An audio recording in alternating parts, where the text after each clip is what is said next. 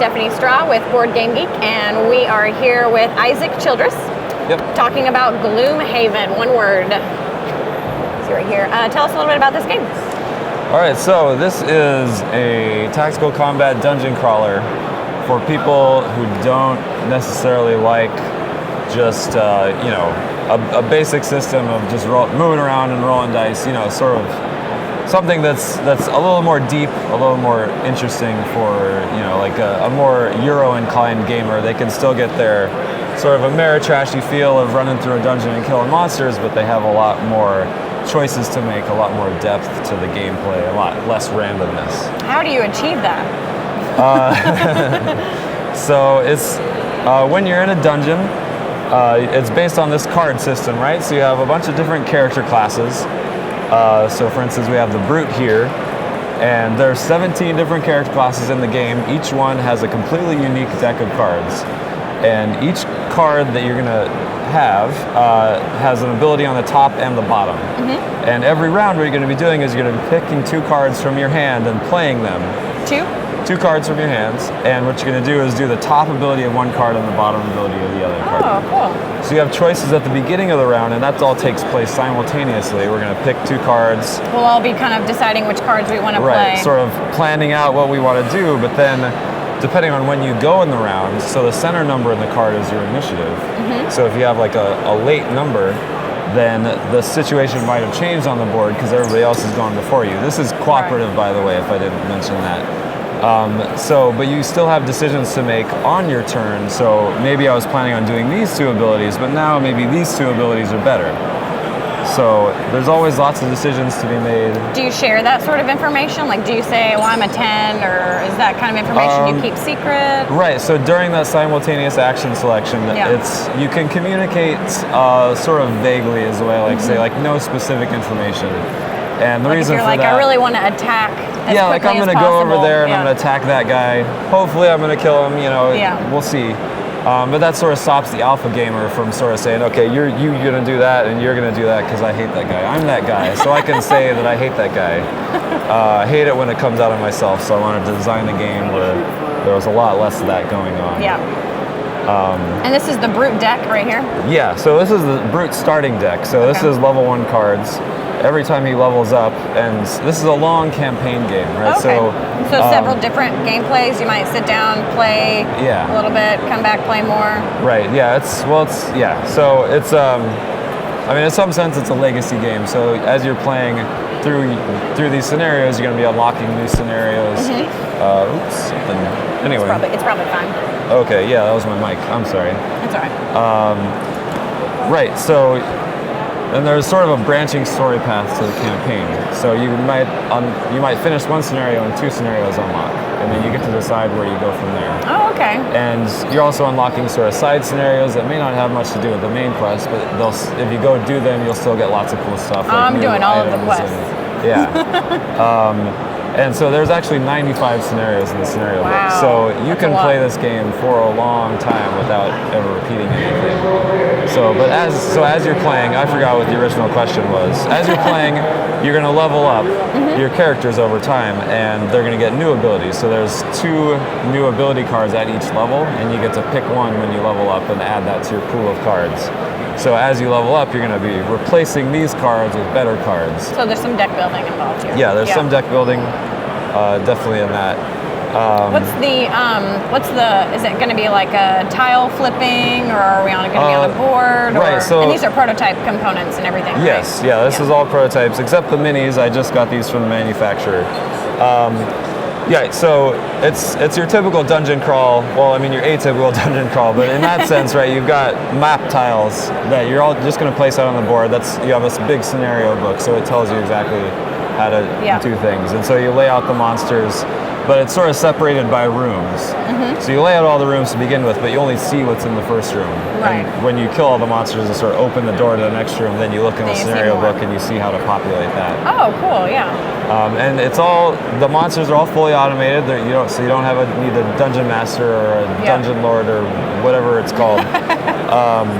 So it's a very simple AI system where you have the monster stats and... One of those right here? Sure, yeah.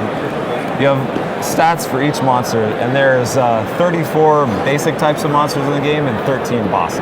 Okay. So it's a big game. Yeah. And you can also scale this. So as you level up, you're going to scale the monster difficulty by rotating this card, and they're going to increase their 0, stats. 1, 2, 3. Right. Yeah. In the corner, and then you flip it over, and you got 4, 5, 6, 7. So the monsters are based on these stats, which give you like their basic health and movement and attack value and range value, and then any additional abilities they might have. And then each round, what they're going to be doing is flipping over a card that has an initiative value as well, so you can know when they're acting in the rounds, and tells you what they're going to be doing on that round.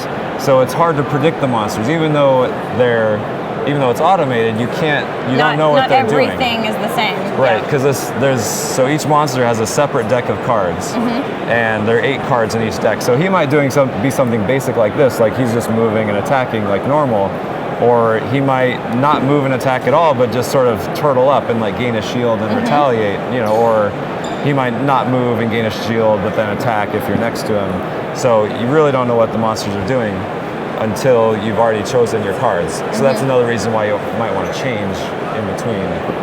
Are these the cards that you use to fight the monsters? Or? So this is a cool system as well. So there are no dice in the game. Okay. When you attack, so there's no dice, but you still want a little bit of randomness, so it's not completely deterministic, right? Right. Because that can get kind of boring when you can map out exactly what's going to happen like 10 moves in advance. So what this system is, it sort of acts like a die. There are 20 cards. It's called an attack modifier deck.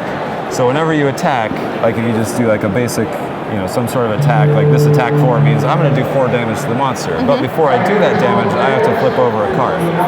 And I get a +1, and that means I actually do 5 damage to the monster. Okay. Or, you might flip over like no modifier, or that card's really bad, that means you do no damage. So that's the totally miss. Null. Wow. Yeah. So there's 20 cards, there's one of those, there's one crit where you do twice the damage, and then the rest is just sort of +1s, -1s, things like that.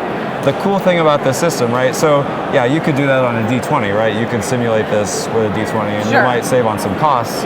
What's cool about this though is every time you level up, you have your character sheet right here, where you can track experience and gold and whatnot. And on the left or on the right here, you have a list of perks. Every time you level up, you get to check one of those, and it's going to modify this deck in some way. You get to start pulling out your negative cards, adding in like really cool special abilities like stunning monsters when you hit them. So there's another deck building component. Right, there are 2 separate deck building components. That's cool. I like that. I like that there's a character sheet too. Yeah. So let's look at these minis too for a second. So are these the characters that we'll be playing in the game? Yeah, these are the 6 starting classes. So you've got... we have a little, it's going to be on camera there.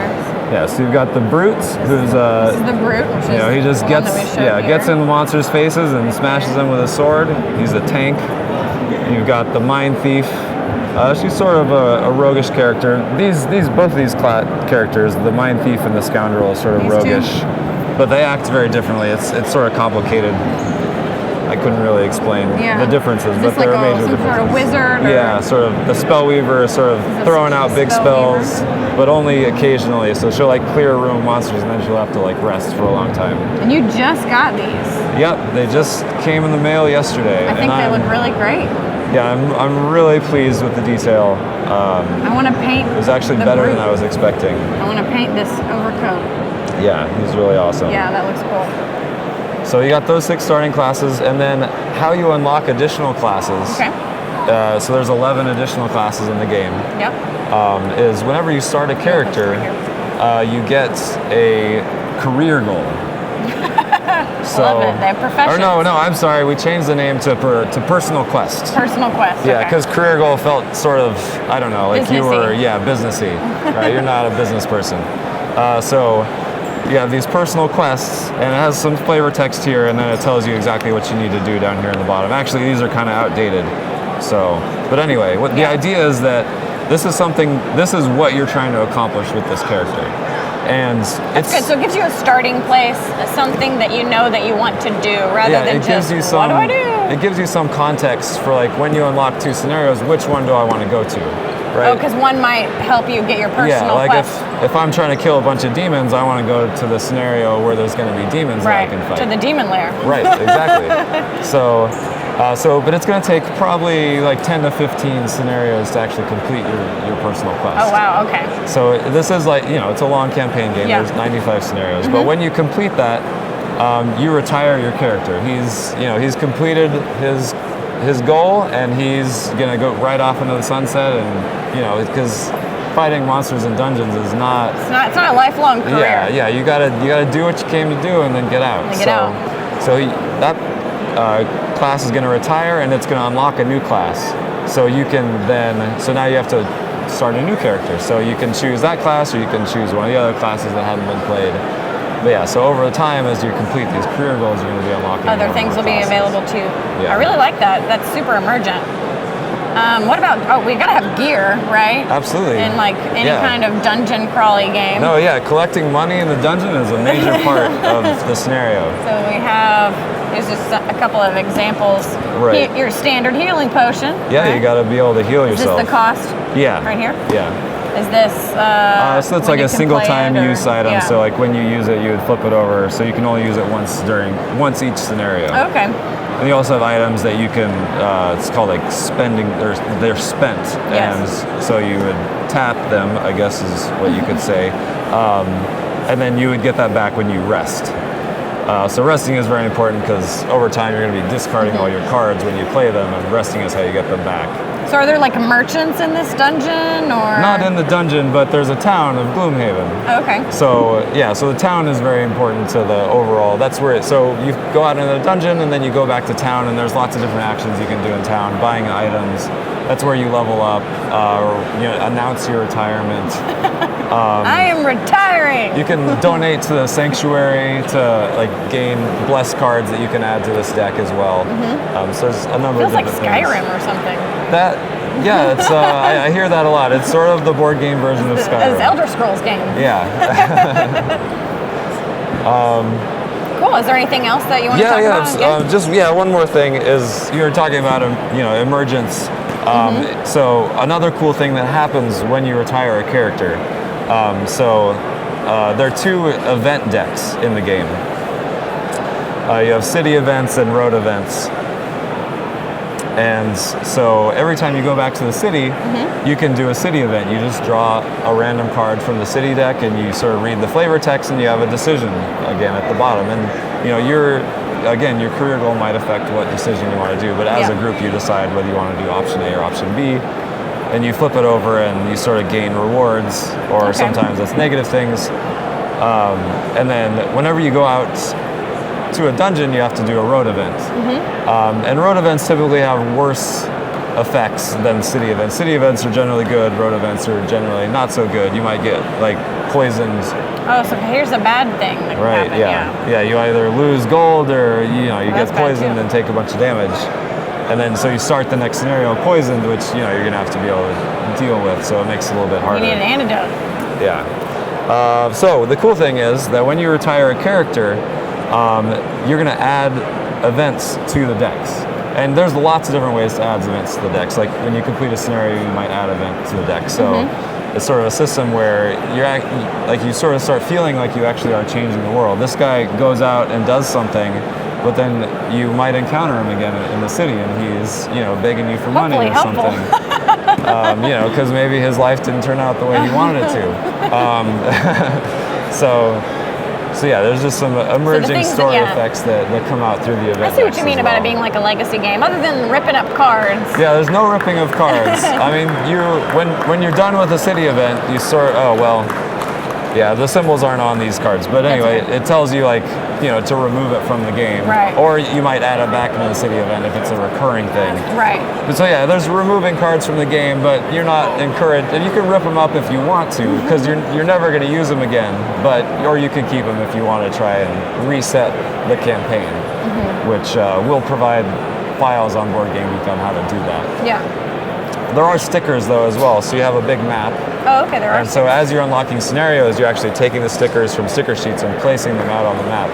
And that's really cool. Like my graphic designer recently finished like all the little pictures of all 95 of the scenarios.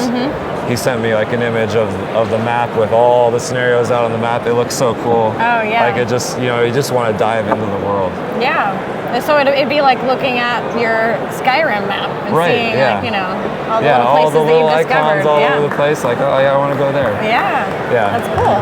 So if people want to get this game, how long do they have to wait? So we are, I'm pretty sure we will able to be get it out, sorry, I can't speak, by Essen. We just got all the files to the printer. So Essen is mid-October. Yes, mid-October. Hoping to get it out by Gen Con, but that's not happening. So yeah, sometime between Gen Con and Essen, we should have it out. But you can still pre-order the game off of, you can either go to so this was kickstarted back in September. Right. So you can either go to the Kickstarter page and there's a button to pre-order the game, or you can pre-order it off our website. It's the same thing, it just takes you to the same page. It's cephalaffair.com. Yeah. It's currently $99 on the pre-order, and the MSRP is going to be $120. Okay. So if they pre-order it now, they're going to get a discount, going to get a deal. And they'll later, also get it before everyone else because it'll ship out at the same time as the Kickstarter copies. Will you be at Gen Con showing this game? Yeah, I have a booth at Gen Con, so awesome. you can demo the game at Gen Con if you stop by. Yeah. Have a little mini adventure set up for people to demo. Well, maybe we'll talk to you again at Gen Con then. Yeah, absolutely. I would love to talk. Awesome. Again. So that is Isaac with Gloomhaven. Looks really cool. Thanks.